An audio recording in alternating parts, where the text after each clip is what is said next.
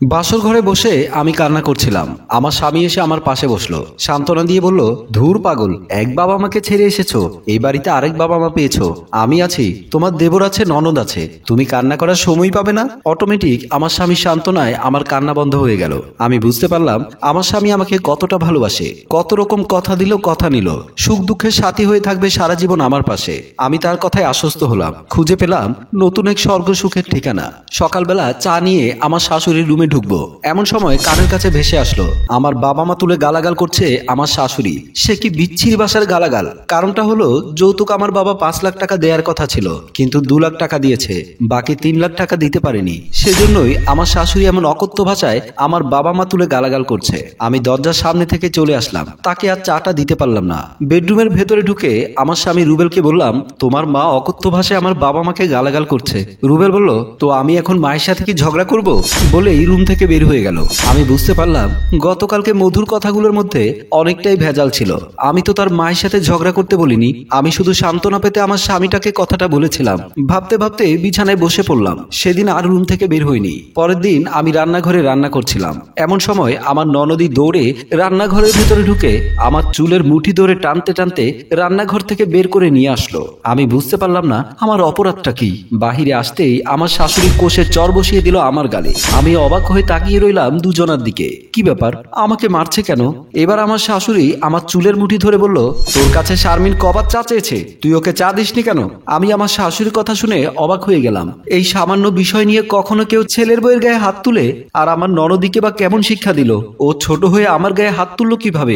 আমি ভাবতে ভাবতে কানের কাছে ভেসে আসলো আমার শাশুড়ি কর্কশ গলায় বলল, এখনো লাট বাহাদুরের মেয়ে এখানে দাঁড়িয়ে আছিস কেন? যা শারমিনের জন্য চা নিয়ে আয়। আমি আর কোনো কথা না বলে রান্নাঘরের দিকে চলে গেলাম। আমি বেডরুমের বিছানায় বসে অনেক সময় কান্না করলাম। এমন সময় রুবেল রুমের ভেতরে প্রবেশ করলো। বিছানার পাশে বসে আমার কাছে জিজ্ঞাসা করলো, কান্না করছে কেন? আমি কান্না করতে করতে রুবেলকে সব খুলে বললাম। রুবেল উল্টো উত্তেজিত হয়ে দাঁড়িয়ে গিয়ে আমাকে শাসিয়ে বলল, এখন কি তুই আমাকে আমার মাকে মারতে বলছিস, আমার বোনকে মারতে বলছিস? যৌতুকের টাকা দিয়ে দিলে তো সব ঝামেলা শেষ হয়ে যায়, তোর বাবাকে বাকি টাকাগুলো দিয়ে দিতে বল, সব ঝামেলা চুকে যাক। আমি বিছানা থেকে উঠে আমার স্বামীর পাশে দাঁড়ালাম, তার কাছে জানতে চাইলাম, তুমি তো ভালো করেই জানো আমার বাবার তেমন কোনো সম্বল নেই, 2 লাখ টাকা তো দিয়েছে, তাকে চাপ দেয়া কি আর ঠিক হবে? আমার মা বেঠিক কি বলল? তোমার বাবার তো টাকা দেওয়ার কথা ছিল, 2 লাখ টাকা দিয়ে খালাস যেতে চাচ্ছে, বাকি 3 লাখ টাকা কে দেবে? তাই ভালোই ভালোই বলছি নিশি, তোমার বাবাকে কল দিয়ে বাকি টাকাগুলো নিয়ে আসতে বলো, না হলে গন্ডগোল কিন্তু দিন দিন আরো বাড়বে। বলেই রুবেল রুম থেকে বের হয়ে গেল। আমি বালিশের পাশ থেকে মোবাইলটি নিয়ে বাবাকে ফোন দিলাম। 2 দিন যাবত আমার সাথে ঘটে যাওয়া সমস্ত ঘটনা তাকে খুলে বললাম। বাবা কথাগুলো শুনছে আর তার চোখ দিয়ে টপ টপ করে পানি পড়ছে, কিন্তু আমি আমার কষ্টগুলো তাকে বললেও তার কষ্ট যে হচ্ছে সেটা বুঝতে পারলাম না। বাবা শুধু একটা কথাই বলল, আমি কাল তোর বাসায় আসবো, এখন আর কান্না করিস না মা। আমি বাবার কথায় সান্ত্বনা পেলেও বাবাকে সান্ত্বনা দেওয়ার মতো মানুষ হয়তো এই পৃথিবীতে আর একজনও ছিল না। পরের দিন সকালবেলা আমার শাশুড়ি মেইন দরজা খুলতে আমার বাবা মিষ্টি হাতে নিয়ে বাসার ভেতরে প্রবেশ করলো। আমার শাশুড়িকে সালাম দিল, কিন্তু আমার শাশুড়ি মুখ ভার করে সালামের উত্তর দিল। বাবা জানতে চাইলো, আপনি কেমন আছেন বেআইন? আপনি যেরকম রেখেছেন সেরকমই আছে। বাবার কথাটা শুনে বুঝতে পারলো আমার শাশুড়ি প্রচন্ড রেগে আছে বাবার উপরে, তাই আমতা আমতা করে বলল, বেআইন মিষ্টি নিয়ে এসেছিলাম, মিষ্টিগুলো বাসার ভেতরে পাঠিয়ে দিন। মিষ্টি খেয়ে মিষ্টি মুখ করার আগে আমার নিমতিতে কথাগুলো একটু শুনুন। বিয়ের আজকে 3 দিন হলো, আপনার মেয়ে তো আমাদের বাড়িতে এসেছে, সংসার করছে, কিন্তু আপনি আপনার কথা রাখলেন না কেন?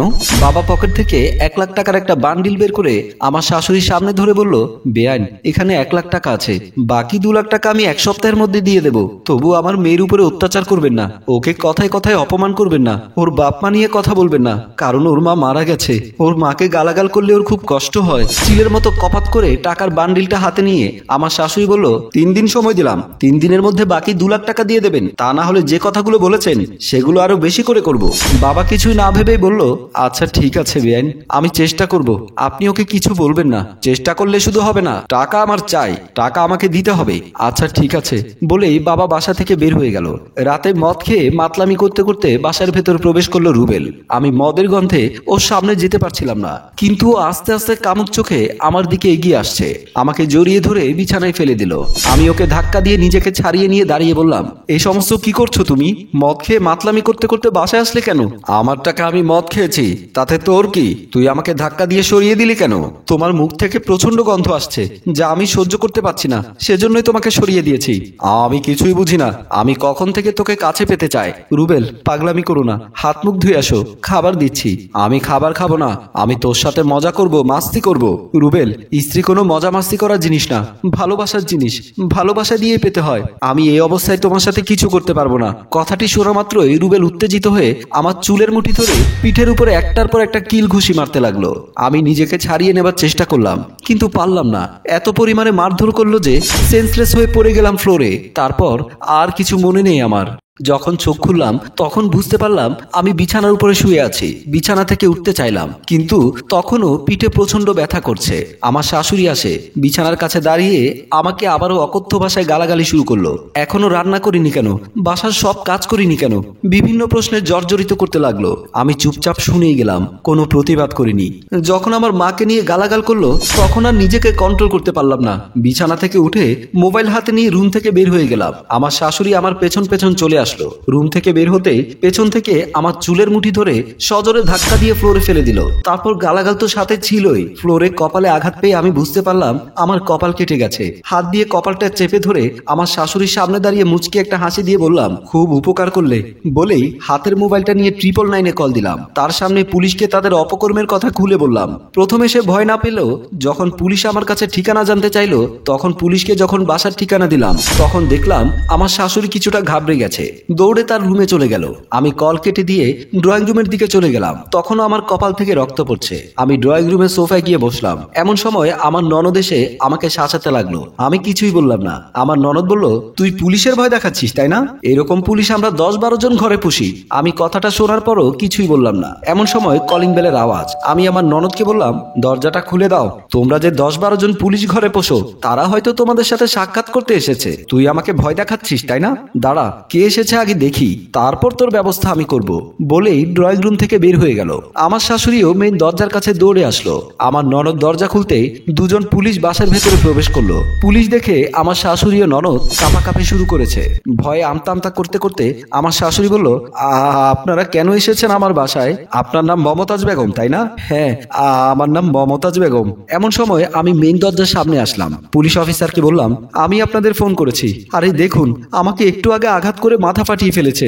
টাকার জন্য বারবার আমার বাবাকে চাপ দিচ্ছে। আমার বাবার কাছ থেকে যৌতুক হিসেবে 3 লক্ষ টাকা নিয়েছে। আমার ননদ কাঁদো কাঁদো গলায় বলল, তুই এত খারাপ, সেটা আগে বুঝতে পারিনি। তুই শেষ পর্যন্ত আমাদের বাসায় পুলিশ নিয়ে আসলি। আমি মুচকি হেসে বললাম, তুই তো একটু আগেই বললি তোরা নাকি এরকম পুলিশ বাসায় পুষে রাখিস, তা এখন পুলিশ দেখে ভয় পাচ্ছিস কেন? অফিসার, ওরা একজনও ভালো না। আমার স্বামীও আমাকে প্রতি রাতে মারধর করে, মদ খেয়ে মাতাল হয়ে বাসায় ফিরে। একটা মেয়ে বাবা ছেড়ে তার শ্বশুর বাড়িতে ভালোবাসার আশ্রয়স্থল খোঁজে, কিন্তু সে ভালোবাসার বদলে আমি তাদের কাছ থেকে পেয়েছিলাম লাঞ্ছনা গঞ্জনা, হয়েছি নির্যাতনের শিকার।